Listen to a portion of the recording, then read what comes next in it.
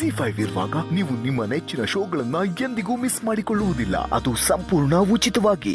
ಆ ಹುಡುಗಿ ಇಲ್ಲಿಗೆ ಯಾಕೆ ಬಂದ್ಲು ಅನ್ನೋದನ್ನ ಹೇಳ. ಅದನ್ನ ಅವಳೇ ಹೇಳಿದ್ನಲ್ಲ ಸರ್. ನಾನಂತೂ ಖಂಡಿತ ಕರ್ಸಿಲ್ಲ ಸರ್. ನಿಮ್ಮ ಮದರ್ ಪ್ರಾಮಿಸ್. ಚಡಬೈತೆ ನನ್ನ ಮದರ್ ಮೇಲೆ ಯಾಕೆ ಪ್ರಾಮಿಸ್ ಹಾಕ್ಯಾ? ಸರ್ ಲಾಸ್ಟ್ ಟೈಮು ನಮ್ಮ ಮದರ್ ಪ್ರಾಮಿಸ್ ಹಾಕಿದಕ್ಕೆ ನಿನಗೆ ಅಮ್ಮ ಇಲ್ಲ, ನಾನು ನಂಬಲ್ಲ ಅಂತ ಹೇಳಿದ್ರಿ. ಪುಣ್ಯ ನಿಮ್ಗೆ ಅಮ್ಮ ಇದ್ದಾರೆ, ಅದಕ್ಕೆ ನಿಮ್ಮ ಮದರ್ ಪ್ರಾಮಿಸ್ ಹಾಕ್ದೆ. ಚಡಬೈತೆ ಆ ಹುಡುಗಿದ್ ಏನ್ ಸೌಂಡು ಏನ್ ಆವಾಜು, ನಾನು ಹೆದರ್ಬಿಟ್ಟೆ ಅನ್ಕೊಂಡೇನೆ. ನಾನು ಅನ್ಕೊಳ್ಳಿಲ್ಲ ಸರ್. ಗಾಡ್. ಆದ್ರೆ ಬೇರೆಯವರೆಲ್ಲ ಅನ್ಕೋತಾ ಇದ್ರು. ಚಡಬೈತೆ ರೌಡಿನ ಕರ್ಸಿ ಬೆದರಿಕೆ ಆಗ್ತಿದ್ಯಾ ನನಗೆ? ರೌಡಿಗಳು ಬಂದ್ರೆ ನೀವು ಹೆದರಲ್ಲ ಅಂತ ನನಗೆ ಗೊತ್ತು ಸರ್. ಆದ್ರೆ ರೌಡಿ ಹೆಸರು ಹೇಳಿದ್ರೆ ಸಾಕು ನೀವು ಹೆದರ್ಕೋತೀರ ಅಂತ ಅವರೆಲ್ಲ ಅನ್ಕೋತಾ ಇದ್ರು ಸರ್. ಸೂಟು ಬುಟ್ಟ ಹಾಕೊಂಡ ತಕ್ಷಣ ನಾನು ಸಾಫ್ಟ್ ಅಂತ ತಿಳ್ಕೊಂಬಿಟ್ಯಾ? ನಾನು ಇಲ್ಲಿಗೆ ಬರೋಕ್ಕಿಂತ ಮುಂಚೆ ಮುಂಬೈಯಲ್ಲಿದ್ದನು, ಬೇಜಾನ್ ಆಟ ಆಡ್ಬಿಟ್ಟು ಬಂದಿರೋನು. ಸರ್ ನಿಮಗೆ ಇನ್ನೊಂದು ಹೆಸರೇನಾದ್ರೂ ಇದೆಯಾ ಸರ್? ಗೊತ್ತಾಗೋಯ್ತಾ? ಮುಂಬೈಲಿ ನನ್ನ ಲಿಂಗುದಾದ ಅಂತ ಕರಿತಾ ಇದ್ರು. ಎಲ್ಲ ಬಿಟ್ಬಿಟ್ಟೆ ಇಲ್ಲಿಗೆ ಬಂದಿರೋದು. ಅಂಥದ್ರಲ್ಲಿ ಯಾವುದೋ ಹುಡುಗಿನ ಕರೆಸಿ ನನಗೆ ಹೆದರ್ತೀಯಾ? ನಾನು ಮುಂದೆ ಅವಳು ಜುಟ್ಟು ಜುಟ್ಟು ಕಣ. ಮುಂದೆ ಅಲ್ಲ ಸರ್, ಹಿಂದೆ ಜುಟ್ಟು. ಜಡೆ ಹಾಕು ಅಂದ್ರೆ ಕೇಳೋದೇ ಇಲ್ಲ ಅಂತಾಳೆ. ಬಾಂಬೆ ಹುಡುಗಿ ಅಲ್ವಾ, ಅದಕ್ಕೆ ಜುಟ್ಟುನ ಲೂಸ್ ಆಗಿ ಬಿಟ್ಕೊಂಡು ಲೂಸ್ ತರ ಓಡಾಡ್ತಿರ್ತಾಳೆ. ಇಡೀ ಸ್ಟಾಫಿನ ಮುಂದೆ ನನಗೆ ಅವಮಾನ ಮಾಡಿದಾಳೆ. ಅವಳು ಕುಮ್ಮಕ್ ಕೊಟ್ಟು ಕರ್ಸಿರೋ ನಿನ್ನ ಏನ್ ಮಾಡ್ಬೇಕು ನಾನು?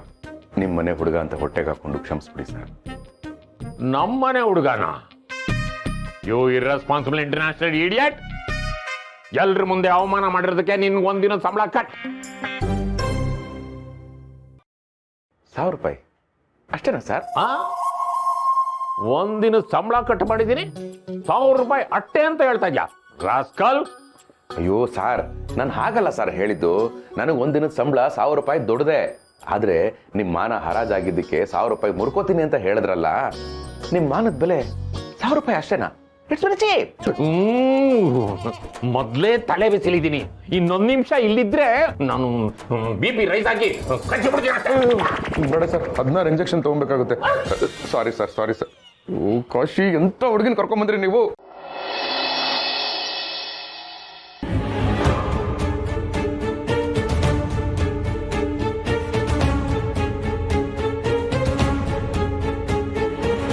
ರೀ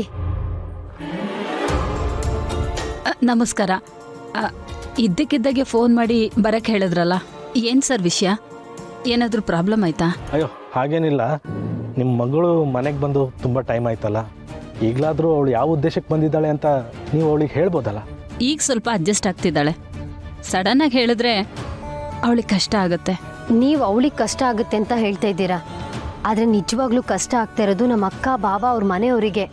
ನಿಮ್ಮ ಮಗಳಿಗೆ ಸಂಸ್ಕಾರ ಕಲಿಸ್ಬೇಕು ಅಂತ ನಾವು ಅವ್ರ ಹತ್ರ ಸುಳ್ಳು ಹೇಳಿ ಅವಳನ್ನ ಅಲ್ಲಿ ಬಿಟ್ಟು ಬಂದಿದ್ದೀವಿ. ಇನ್ನೂ ಲೇಟ್ ಆದರೆ ಹೇಗೆ? ನೀವು ಅದ್ರ ಬಗ್ಗೆ ತಲೆ ಕೆಡಿಸ್ಕೋಬೇಡಿ, ನಾನು ಇದ್ದೀನಲ್ಲ. ಅಟ್ಲೀಸ್ಟ್ ಅಗ್ರಿಮೆಂಟ್ ಆದರೂ ಮಾಡ್ಕೋಬೋದಲ್ಲ? ನಾನು ಅವತ್ತೇ ಹೇಳಿದ್ನಲ್ಲ ಸರ್, ಈ ಅಗ್ರಿಮೆಂಟ್ ಎಲ್ಲ ಏನು ಬೇಡ, ಕೊಟ್ಟು ಮಾತನ್ನ ಉಳಿಸ್ಕೊಳ್ತೀನಿ ಅಂತ. ಮಗು ಆದ್ಮೇಲೆ ಆ ಮಗುನ ನಿಮ್ಮ ಕೈಗೆ ಕೊಟ್ಟು ನಾನು ನನ್ನ ಮಗಳು ತಿರುಗಿ ನೋಡದೆ ಹೋಗ್ಬಿಡ್ತೀವಿ. ಅಕಸ್ಮಾತ್ ನೀವು ಬಂದು ನಮ್ಮ ಮಗು ನಮಗೆ ಬೇಕು ಅಂತ ಹೇಳಿದ್ರೆ ನಾವೇನ್ ಮಾಡೋದು? ಮೇಡಮ್, ನಮ್ದು ಯಾವತ್ತಿದ್ರೂ ಒಂದೇ ಮಾತು, ಯಾವತ್ತೂ ಬದಲಾಗಲ್ಲ. ಆ ಮಗು ನಿಮ್ಮದೇ. ಆದರೆ ಈ ವಿಷಯನ ಅವಳಿಗೆ ಹೇಳೋಕ್ಕೆ ಸ್ವಲ್ಪ ಟೈಮ್ ಬೇಕು ಅಷ್ಟೇ. ನೀವೇನೋ ಟೈಮ್ ಕೇಂತಿದ್ರಿ, ಆದರೆ ಅವಳನ್ನು ಸಹಿಸ್ಕೊಂಡು ಮನೆಯವರೆಲ್ಲ ಎಷ್ಟು ಕಷ್ಟಪಡ್ಕೋ ಆ ಭಗವಂತನೇ ಬಲ್ಲ.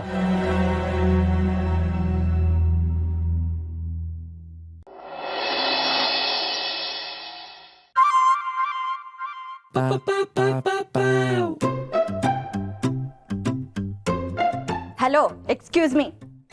ಎಸ್, ಯಾರು ತಾವು? ನಿಮ್ಮನ್ನು ಎಲ್ಲೋ ನೋಡ್ದಾಗಿದೆಯಲ್ಲ. ಯಾರಿಗಿರಿ? ಹಾ ರೀ, ನೀವು ನಾಟಕ ಮಾಡಿಸ್ಬೇಕು ಅಂತ ಕಲಾವಿದ್ರನ್ನ ಹುಡುಕ್ತಿದ್ರಲ್ಲ, ಹಿಡಂಬಿ ಪಾತ್ರಕ್ಕೆ ಇವ್ರು ಬಂದಿದ್ರು ಅನ್ಸತ್ತೆ. ಓಹ್, ಚೆನ್ನಾಗಿದ್ದೀರಾ ಹಿಡಂಬಿ ಅವರೇ? ಇವ್ರು ಯಾರು ಘಟೋದ್ಗಜನ ತಲೆಗೆ ಪೆಟ್ ಮಾಡ್ಕೊಂಡಿದ್ದಾರೆ? ಬಾಯ್ ಮುಚ್ಚ್ರಿ.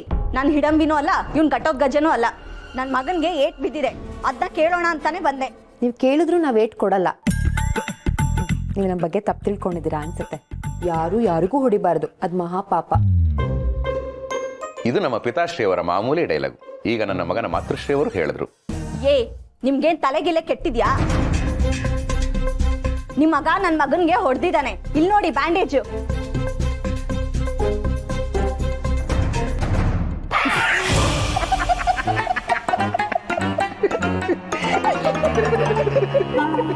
ಹಲೋ, ಯಾಕ್ರಿ ನಗ್ತಿದ್ದೀರಾ?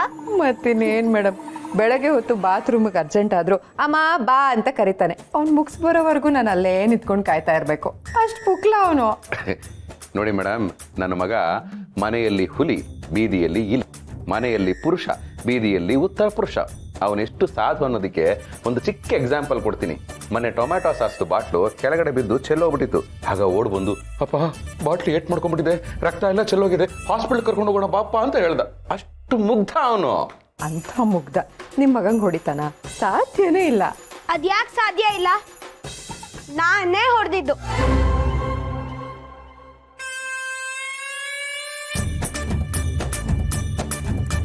ಇಷ್ಟುದ್ದ ಭಾಷಣ ಬಿಗಿದ್ರಿ.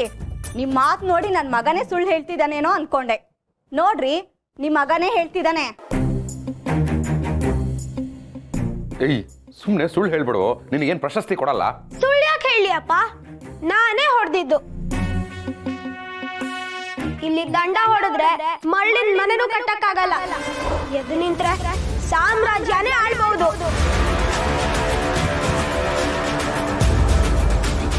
ಗುಂಪು ಕಟ್ಕೊಂಡು ಹೋಗ್ತಿದ್ದೆ.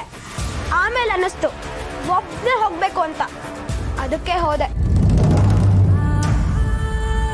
ನನ್ನ ಹಿಂದೆ 1000 ಸೈನ್ಯ ಇದೆ ಅನ್ನೋ ನಂಬಿಕೆ ನನಗಿದ್ರೆ ಒಂದು ರಾಜ್ಯನ ಆಳ್ಬೋದು.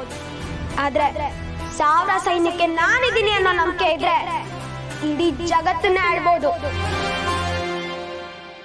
ನಮ್ಮಪ್ಪ ಬರ್ಲಿ ನೋಡು, ಹೆಂಗ್ ಓಡಿಸ್ತೀನಿ ಗೊತ್ತಾ? ನೀನು ನಿಮ್ಮಪ್ಪ ಬಂದ್ಮೇಲೆ ಓಡಿಸ್ತೀಯ. ನಾನು ಈಗ್ಲೇ ಇನ್ನೊಂದ್ ಏಟ್ ಹೊಡಿತೀನಿ. ನೋಡ್ತ್ಯಾ? ಸುಮ್ಮನೆ ನಿಂತ್ಕೊಳ್ಳೋ, ಏನು ಆಗಿದೆ ನಿಂಗೆ? ಏನ್ರಿ ಅವನು ಗುಣವಂತ ತರ ಇದ್ದ, ಸುಗುಣ ತರ ಆಡ್ತಾ ಇದ್ದಾನಲ್ರಿ. ಸುಗುಣ? ಓ ಆರಾಮೇಲೆ ನೋಡ್ಕೊಳ್ಳೋಣ. ಮೇಡಮ್, ಸಣ್ಣ ಕನ್ಫ್ಯೂಷನ್ ಆಗಿದೆ. I will take care. ಒಂದು ನಿಮಿಷ. ಯಾಕೆ ಹೊಡೆದೆ? ನಮ್ಮ ಏರಿಯಲ್ಲಿರೋದು ಒಂದೇ ಪ್ಲೇ ಗ್ರೌಂಡ್. ಅದಕ್ಕೆ ಎಲ್ರು ಒಟ್ಟಿಗೆ ಆಡ್ಬೇಕು ತಾನೆ. ಈ ನನ್ ಮಗ ಬಂದ್ಬಿಟ್ಟು ನಮ್ಮಪ್ಪ ಡಾನು ನಾವ್ ಆಡದ್ಮೇಲೆ ನೀವ್ ಆಡಕ್ ಬಿಡೋದು ಅಂತ ನನ್ನ ಹತ್ರನೇ ಗಲಾಟೆ ಮಾಡ್ತಿದ್ದ. ನೋಡೋವರೆಗೂ ನೋಡ್ದೆ, ನೋಡಕ್ಕಾಗ್ದೆ ಬಿಟ್ಟೆ. ಬಿಟ್ನಂತಲ್ಲ ಮೇಡಮ್. ಬಿಟ್ಟ ಅಂದ್ರೆ ಬಿಟ್ಬಿಟ್ಟು ಕಳ್ಸಿದಾನೆ ಅಂತಲ್ಲ, ಸರಿಯಾಗಿ ಬಿಟ್ಟು ಕಳ್ಸಿದಾನೆ. ಲೇ, ನೀನ್ ಯಾವ ಬಿಟ್ಟೇನು ಹೇಳಿದ್ದು? ಸೀಲಲ್ಲೇ ಇಲ್ವಾ? ಕೇಳಿಸ್ಕೊಂಡ್ರೇನ್ರಿ? ಅಪ್ಪ ಅಮ್ಮನ ಎದುರಿಗೆ ಹಿಂಗಂತಾನೆ. ಇನ್ ಮುಂದೆ ಏನಾಗಲ್ಲ ಇವನು. ಅನ್ಯಾಯ ಎದುರಿಸೋ ಪೊಲೀಸ್ ಆಗ್ತಾನೆ, ಆದ್ರೆ ನಿನ್ ಮಗ ಅವ್ರ ಅಪ್ಪನ್ ತರ ರೌಡಿ ಆಗ್ತಾನೆ. ಅಮ್ಮ ಸುಗುಣ, ನೀನ್ ಸ್ವಲ್ಪ ಸುಮ್ಮನೆ ಇರ್ತೀಯಾ? ಹಿಂಗ ಅವರು ಇವರು ಬಾಯಿ ಮುಚ್ಚಿನೇ ಜನ ಏನೇ ಹೇಳಿದ್ರು ಬಾಯಿ ಮುಚ್ಕೊಂಡೇ ಇರ್ತಾರೆ. ಪಾರ್ಕು ಪ್ಲೇ ಗ್ರೌಂಡು ಅಂತ ಮಾಡಿರೋದೇ ಮಕ್ಳು ಆಟ ಆಡೋದಕ್ಕೆ. ಆದ್ರೆ ಎಷ್ಟೋ ಕಡೆ ಆ ಗೇಟ್ ಬಾಗ್ಲೇ ತೆಗಿಯಲ್ಲ. ಅಲ್ಲೋ ಇಲ್ಲೋ ಓಪನ್ ಆಗಿರೋ ಪಾರ್ಕ್ಗಳಲ್ಲಿ ಇಂಥ ನನ್ನ ಮಕ್ಳು ಕಾಟ. ಪಾಪ ಡೀಸೆಂಟ್ ಆಗಿರೋ ಇಂಥ ಮಕ್ಕಳು ಇನ್ನೆಲ್ಲೋಗಿ ಆಟ ಆಡ್ಬೇಕು?